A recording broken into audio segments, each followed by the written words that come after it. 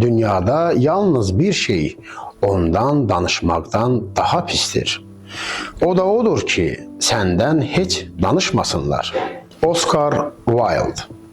Gözəlliyin faciəsi və riyakarlığın ifşası.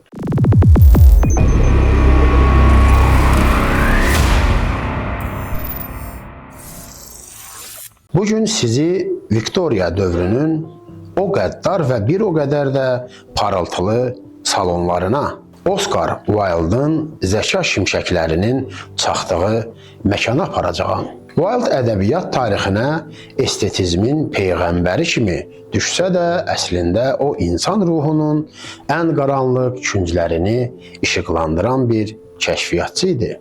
O deyirdi ki, dünyada yalnız bir şey ondan danışmaktan daha pistir. O da odur ki, səndən heç danışmasınlar. Bu sadəcə bir aforizm deyil, bu cəmiyyətin diqqət aclığının və insanın var olma çabasının acı bir etirafıdır. Onun şah əsəri olan Dorian Gray'in portretini vərəqləyərkən görürük ki, Wilde insanın zahiri gözəlliyi ilə daxili çürümüşlüyü arasındakı o dəhşətli uçurumu necə mahir şəkildə təsvir edir. Wilde deyirdi ki, hər kəs öz keçmişinin qatilidir. Biz hər gün öz vicdanımızdan bir parça qopararaq hansısa portretə hədiyyə etmirikmi?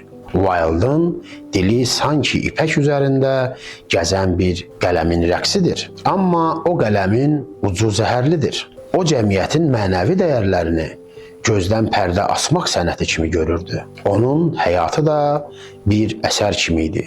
Zirvədən zindana qədər uzanan bir yol. Zindanda yazdığı De Profundis məktubunda isə artıq o parıltılı aforizmləri yox, ruhun çılpaq ağrısı var idi. Wilde bizə göstərdi ki, incəsənət həyatdan deyil, həyat incəsənətdən nümunə götürməlidir. O hər bir cümləsi ilə bizə pıçıldayır, özün ol.